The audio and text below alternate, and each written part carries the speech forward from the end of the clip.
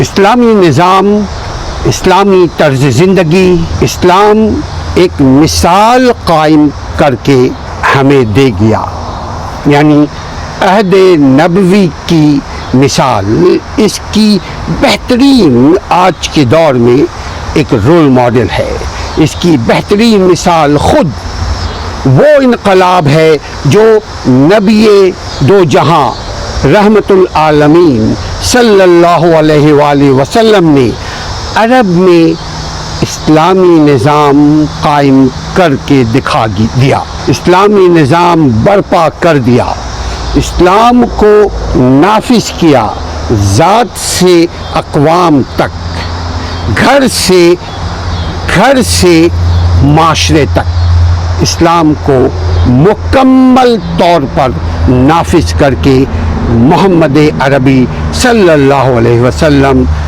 برپا کر کے چلے گئے۔ جو شخص حضور صلی اللہ علیہ وآلہ وسلم کے کارناموں سے واقف ہے، کارنامے سے تھوڑی سی بھی واقفیت رکھتا ہے، اسے بھی معلوم ہے کہ محمد عربی صلی اللہ علیہ وسلم نے پورا اسلامی قانون اپنے سارے شعبوں میں، اپنے تمام شعبہ زندگی کے ساتھ بیک وقت نافذ نہیں کر دیا تھا، تمام شعبوں میں اسلامی نظام قائم نہیں کیا تھا، بلکہ معاشرے کو بتدریج، رفتہ رفتہ، آہستہ آہستہ اس انقلابی تبدیلی کے لیے عوام کو تیار کیا تھا، اور اس تیاری کے ساتھ آہستہ آہستہ سابقہ جاہلیت، جو جہالت کے اندھیرے میں، جیسے آج ہم اسلامی نظام سے واقف نہیں ہیں، اس کا مطلب ہم جب معلوم نہیں تو نامعلوم میں ہیں، اور نامعلوم کا مطلب اندھیرا، نامعلوم کا مطلب جہالت، نامعلوم کا مطلب لا ادری، نامعلوم کا مطلب آئی ہیو نو آئیڈیا۔ اللہ کے نبی صلی اللہ علیہ وآلہ وسلم نے آہستہ آہستہ اس تبدیلی کے لیے عوام کو تیار کیا تھا، اور اس تیاری کے ساتھ آہستہ آہستہ سابقہ جاہلیانہ دور، جاہلیت اور گمراہی کے طریقوں اور گمراہی کے قاعدے قانون کو بدل کر نئے اسلامی طریقے، نئے اسلامی قاعدے، نئے اسلامی نظام، نئے اسلامی طرز زندگی کو عوام کو رول ماڈل بناتے ہوئے جاری کیا۔ آپ صلی اللہ علیہ وسلم نے سب سے پہلے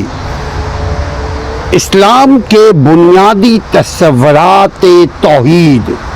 ونس آف گاڈ، شرک سے بیزاری کو سمجھایا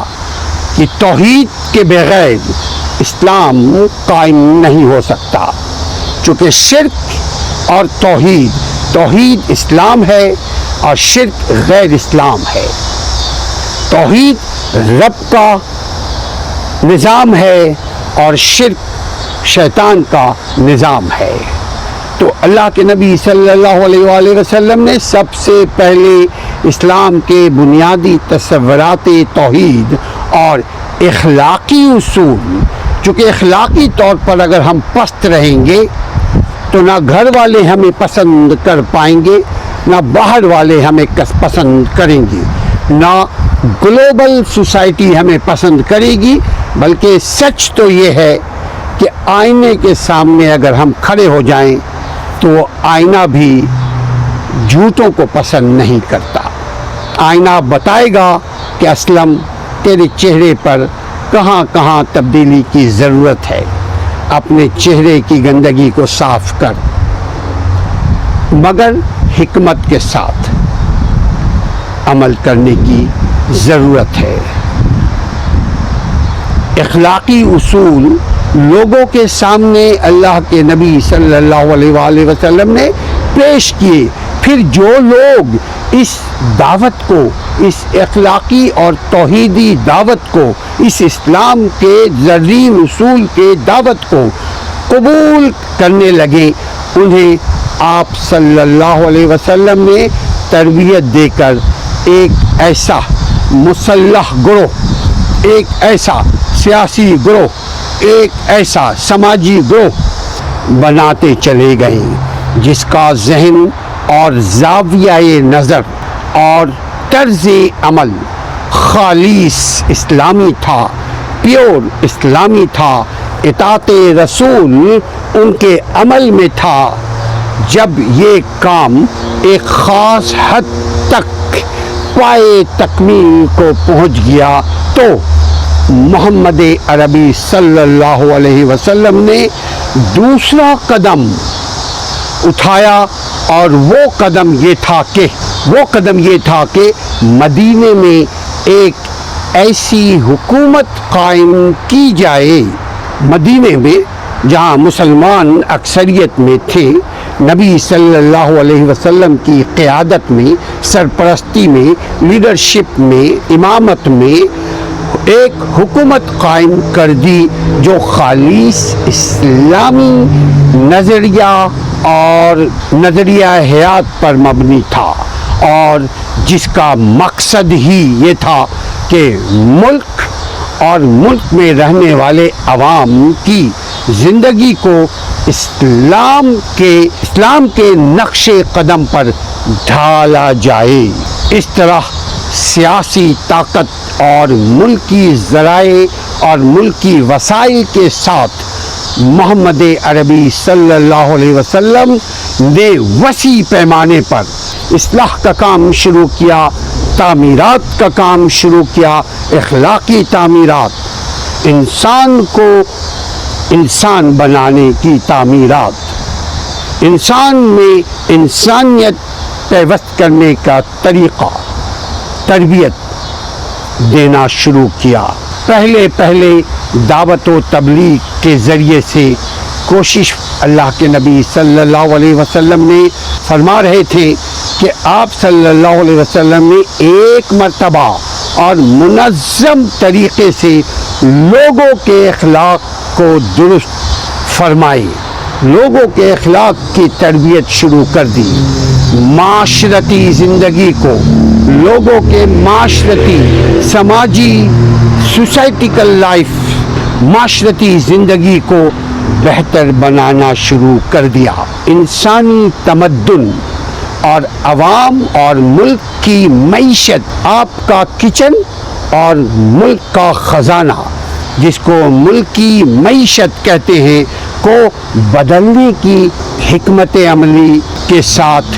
جدوجہد شروع کر دی۔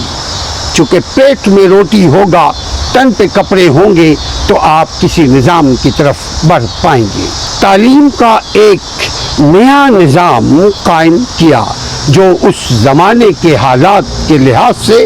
زیادہ تر زبانی، کلامی تعلیم اور نصیحت اور تلقین کے طریقے پر قائم تھا۔ اس زمانے میں ویسے اسکول نہیں تھے، ویسے مدارس نہیں تھے جیسے آج ہے۔ جاہلیت کے خیالات کی جگہ، اندھیرے کی جگہ روشنی لے کر آئے، لائٹ آن کر دیا، لائٹ آن ہوتے ہی اندھیرا چھٹ گیا، روشنی چاروں طرف پھیلنے لگی۔ یعنی نبی صلی اللہ علیہ وسلم نے تعلیم اور نصیحت اور تلقین کے طریقے پر طریقہ ایجاد کیا، حکمت کے ساتھ جہالت کو ختم کیا، جاہلیت کے خیالات، جاہلیت کے عملیات، جاہلیت کے دور کی جگہ اسلامی طرز فکر کی اشاعت کی، اسلامی طرز فکر کی اشاعت کی، اسلامی طرز تصور دیا، پرانی رسم و رواج کو اور طور طریقوں کی جگہ نئے اصلاحی نظام، نئے زرین اصول، نئے رسم و رواج اور ادب و آداب کو جاری کیا۔ پرانے نظام کو آہستہ آہستہ ریپلیس کیا، ختم کیا، اور نیا اسلامی نظام آیا تو مسلمان دنیا میں سرخرو ہونے لگے، دنیا میں مسلمانوں کے ڈنکے پیٹنے لگے۔ کیسے؟ میری اخلاق، میرا قول و کردار اسلام کے تابع ہو جائے، تب دشمن بھی قائل ہوگا کہ ہاں یہ مسلمان ہیں، پھر دشمن بھی، شیطان بھی مسلمان ہو جائے گا۔